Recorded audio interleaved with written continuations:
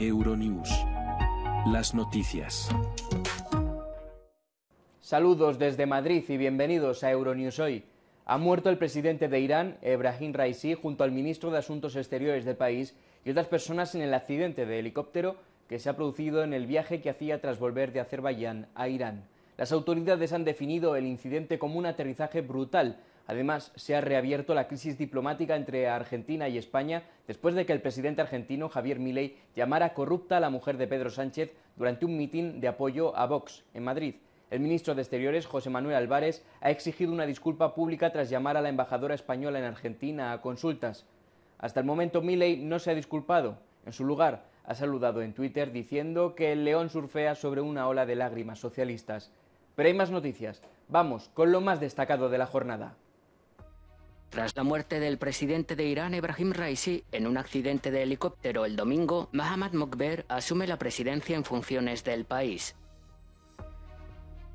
La extrema derecha europea se reúne en Madrid para apoyar a Vox y Milei profundiza la crisis diplomática con España. 2 muertos y 5 desaparecidos en una colisión de barcos en el Danubio. El presidente de Irán, Ebrahim Raisi, murió en un accidente de helicóptero que tuvo lugar en una zona montañosa del noroeste del país asiático. El ministro de Asuntos Exteriores y otros funcionarios iraníes también perdieron la vida en el siniestro ocurrido el domingo. Los medios de comunicación estatales de Irán señalaron como causa las malas condiciones meteorológicas reinantes en el lugar. La aeronave se estrelló cuando el presidente Raisi se dirigía a una refinería en Tabriz tras inaugurar una presa fronteriza con Azerbaiyán, un acto en el que también participó el presidente azerbaiyano Ilham Aliyev.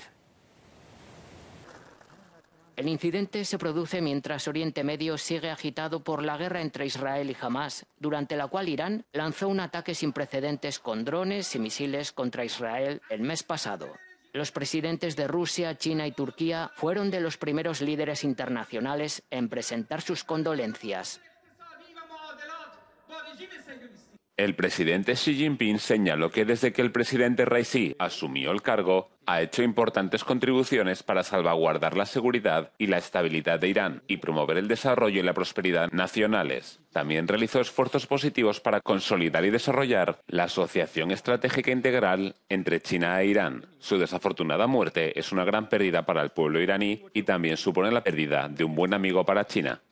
La Unión Europea también ha enviado sus condolencias a Irán a través del presidente del Consejo Europeo, Charles Michel. Entre tanto, en Irán, muchos ciudadanos han empezado a congregarse en la calle para llorar la muerte de Ebrahim Raisi. Al mismo tiempo, en el resto del mundo, otros iraníes se felicitaban por el accidente y el deceso de una figura política contraria a sus ideas e intereses. El vicepresidente primero, Mohammad Mokber, ha sido nombrado presidente en funciones del país, e Irán ha declarado 5 días de luto nacional. La extrema derecha europea se reúne en Madrid para apoyar a Vox y Milei profundiza la crisis diplomática con España. El partido de extrema derecha español Vox celebró un mitin en Madrid que reunió a figuras de la extrema derecha de toda Europa en un intento de consolidar la base del partido a un mes de las elecciones de la Unión Europea. El primer ministro húngaro, Viktor Orbán, envió un discurso en vídeo a los 11.000 asistentes al mitin de precampaña electoral.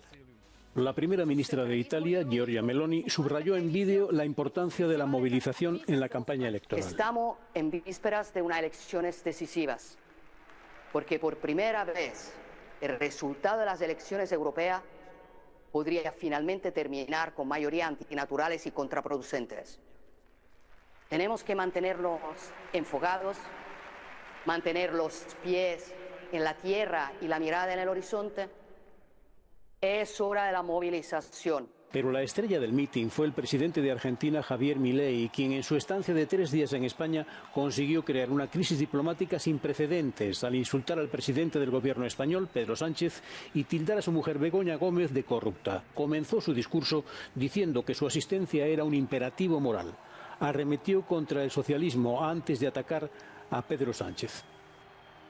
No saben qué tipo de sociedad y país puede producir y qué calaña de gente atornillada al poder y qué niveles de abuso puede llegar a generar. Digo, aún cuando tenga la mujer corrupta, digamos, se ensucia y se tome 5 días para pensarlo. El líder de Vox, Santiago Abascal, se felicitó por el crecimiento del apoyo de la extrema derecha que prevén las encuestas. La reunión en la plaza de Vistalegre visualiza la coordinación internacional de grupos hasta hace poco marginales. Pero no todos estaban contentos. Al otro lado de Madrid, en la plaza de Colón, grupos de izquierda realizaron una manifestación denunciando a Vox como partido fascista. Estoy aquí porque en Vistalegre tenemos una cumbre del odio y hay que luchar contra los fascistas. Debemos movilizarnos y derrotar a estos partidos fascistas y de extrema derecha. La izquierda reprochó que un grupo de empresarios españoles se hubiera reunido con el presidente argentino. El sábado entró en vigor una controvertida ley de movilización en Ucrania con la que Kiev se esfuerza por aumentar el número de tropas. La legislación, que fue suavizada con respecto a su borrador original, facilitará la identificación de todos los reclutas del país. Además, ofrece incentivos a los soldados, como primas en metálico o dinero para comprar una casa o un coche. Los legisladores aprobaron la ley a mediados de abril, una semana después de que Ucrania rebajara de 27 a 25 años la edad de los hombres que pueden ser reclutados. Mientras, los bombardeos de Rusia hirieron el sábado a 6 personas, entre ellas 3 niños, en Kharkov, según las autoridades locales. La que es la segunda ciudad más grande de Ucrania sufre a diario ataques aéreos de las tropas rusas mientras prosiguen las intensas batallas en la región. Kiev lucha por aumentar el número de efectivos para tratar de contener una ofensiva de Rusia que algunos temen que podría cercar Kharkov. Los servicios de emergencia continúan evacuando a ciudadanos que residen en localidades cercanas a la frontera con Rusia. El presidente ucraniano Volodymyr Zelensky reclama ayuda internacional. Dice que su país carece del equipamiento necesario para repeler los ataques rusos y que apenas cuenta con una cuarta parte de los sistemas de defensa antiaérea que necesita. Israel intensificó su ofensiva en la Franja de Gaza en la noche del sábado al domingo, con varios bombardeos que dejaron al menos 64 muertos en distintas localidades del territorio. En uno de los ataques fallecieron al menos 31 personas y otras 20 resultaron heridas, la mayoría de la misma familia, en Nuseirat, en el centro de Gaza. Entre tanto, el portavoz jefe de las Fuerzas de Defensa de Israel, Daniel Hagari, ha anunciado que soldados israelíes han logrado recuperar el cadáver de Ron Binyamin, quien fue asesinado por militantes de Hamas en el Festival de Música Nova y cuyo cuerpo fue llevado a la Franja de Gaza. El tema de los rehenes aumenta la presión sobre el primer ministro Benjamin Netanyahu. En Tel Aviv, miles de ciudadanos han exigido nuevas elecciones y la dimisión de Netanyahu. Además, el ministro israelí del Gabinete de Guerra, Benny Gantz, ha amenazado con dimitir si el primer ministro no presenta un plan de posguerra para la Franja de Gaza. El estado de salud del primer ministro de Eslovaquia, Robert Fico, es estable y está fuera de la zona de peligro, según fuentes gubernamentales. Creo que lo peor de lo que temíamos ha pasado. Al menos por el momento. Sin embargo, su estado sigue siendo grave. Por tanto, estará bajo los cuidados de los médicos del Hospital Banska Bystrica, a quienes, una vez más, por todo esto, por los milagros que han tenido lugar en los últimos días, muchas gracias a todos.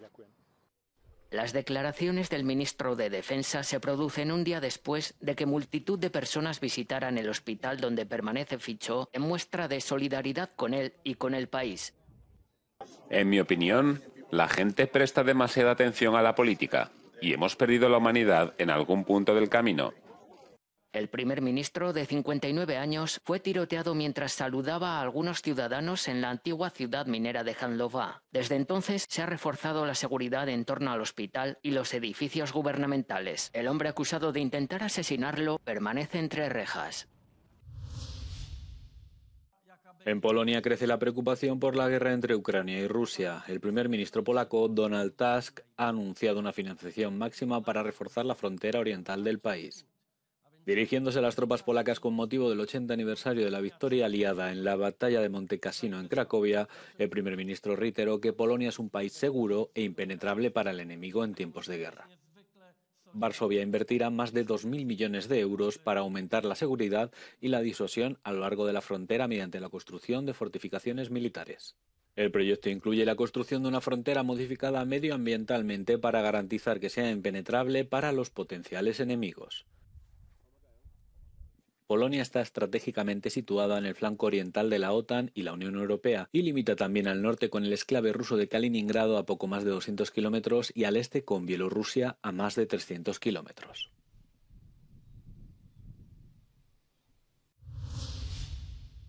Las fuerzas de seguridad francesas tratan de retomar el control de la carretera hacia el aeropuerto internacional en el archipiélago francés de Nueva Caledonia, en el Pacífico. La estratégica vía está bloqueada por escombros, barricadas y coches calcinados. Los disturbios, que comenzaron hace una semana, han dejado al menos 6 muertos. El detonante fue el debate de una reforma electoral que, según los detractores, beneficiaría a los partidarios de Francia en Nueva Caledonia y marginaría aún más al pueblo indígena kanako, que busca la independencia y arrastra una larga historia de discriminación.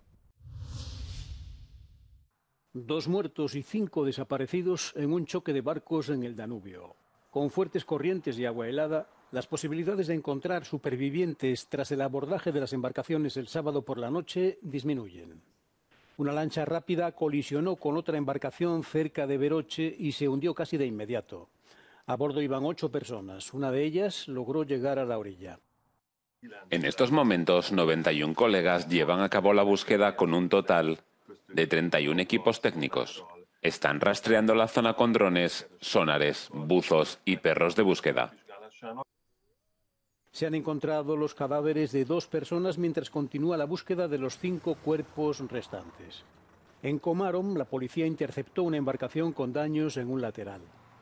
Se ha abierto un proceso penal contra quien resulte responsable de poner en riesgo el transporte fluvial y de provocar la muerte de varias personas. Estamos en la torre Limes en Verutse. Este es el lugar donde un italiano avisó del accidente y nadó hasta la orilla. Todavía está en el hospital con heridas en la cabeza y en el pecho. Probablemente es el único que pueda decir lo que ocurrió en el Danubio el sábado por la noche.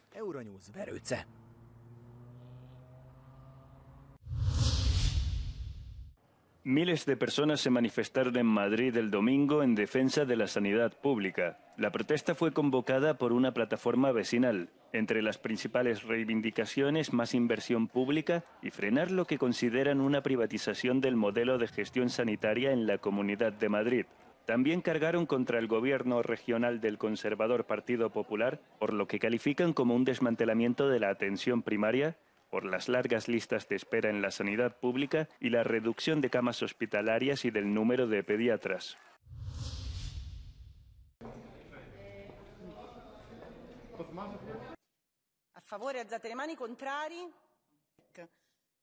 Los jóvenes griegos de 17 años podrán votar por primera vez en las próximas elecciones europeas. 3 estudiantes de una escuela en Atenas compartieron con Euronews sus preocupaciones y esperanzas para el continente de cara a las elecciones de junio. Es una gran oportunidad para nosotros, los jóvenes de 17 años, de usar nuestro voto para remodelar Europa y elegir a nuevas personas en el Parlamento Europeo que representen mejor nuestras ideas y nuestra voluntad. En otras palabras, la Europa que queremos ver en el futuro. Sin duda, me preocupan la cuestión de la educación, el medio ambiente, que es un tema controvertido, y la paz en los territorios europeos. A otra estudiante le preguntamos cómo se mantiene al día de lo que ocurre en Bruselas. En el colegio hicimos varios proyectos y por mi cuenta yo pregunto a mi familia. ¿Usas Internet para obtener más información? Obviamente, porque es una parte importante de mi vida y de la de mis compañeros. Una tercera estudiante enfatizó la importancia de votar. Sí, claro que votaré. Creo que no hay ningún joven que no vea errores en la sociedad y se sienta impotente. Pero con la oportunidad que se nos brinda, nuestras voces pueden hacerse oír en dimensiones europeas. Podemos elegir representantes que tengan los mismos puntos de vista que nosotros y que lleven nuestras ideas a Europa. Οι απόψεις τους θα συμβαδίζουν με τις δικές μας και θα μπορούν να περάσουν τα πιστεύω μας στην Ευρώπη. Πιστεύω δεν φταίει τόσο πολύ η Ευρωπαϊκή. No es culpa de la Unión Europea. sino de nosotros mismos, que no estamos plenamente informados sobre la Unión Europea ni de las elecciones europeas en general. Creo que la mayoría de los jóvenes ven como una carga ir a votar.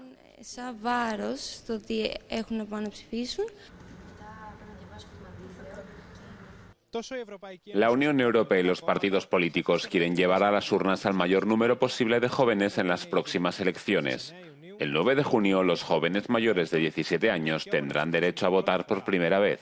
Ellos dicen que les preocupan cuestiones básicas como la salud pública, el sistema educativo, el empleo, el medio ambiente y la tecnología.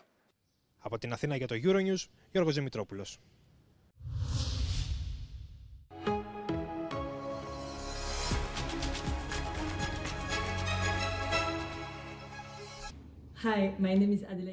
Hola, me llamo Adelaide Charlier. Soy una activista belga por la justicia climática sentada en Bruselas, y si fuera eurodiputada no dejaría de lado el Pacto Verde. Lucharía para que fuera más sistémico, más holístico y, lo que es más importante, no haría que el Pacto Verde girase en torno al clima. Lo haría sobre una visión europea, incluiría a los ciudadanos. Por ejemplo, incluiría las recomendaciones de la Conferencia sobre el Futuro de Europa y me aseguraría de tener en cuenta a los ciudadanos debido al esfuerzo que hacemos actualmente para organizarnos. Si yo fuera eurodiputada, me daría cuenta de que hay mucho trabajo por hacer para cambiar la narrativa en torno a la transición climática. Les diría a mis colegas que no hay otro camino más allá de la transición porque el cambio se acerca y o bien lo organizamos o lo sufriremos.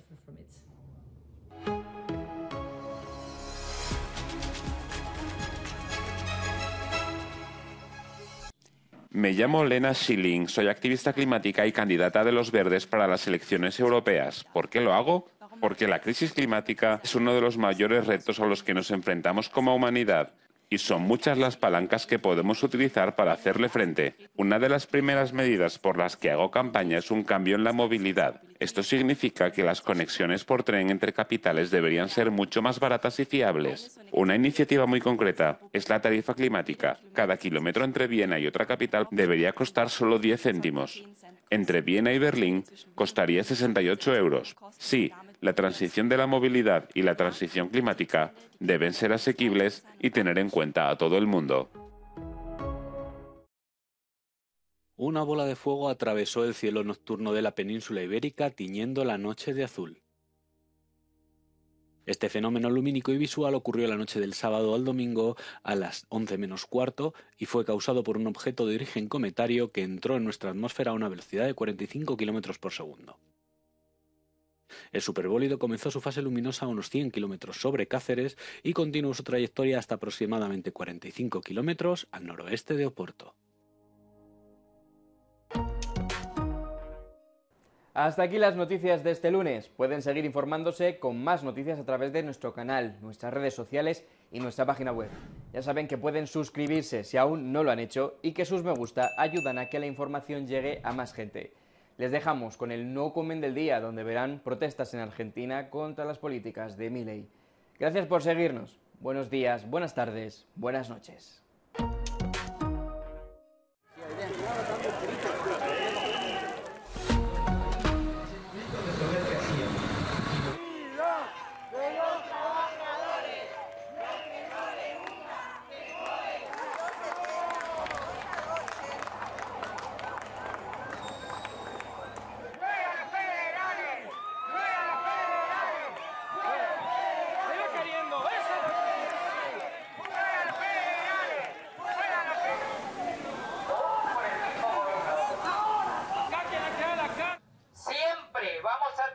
Conseguir lo máximo posible para nuestra gente.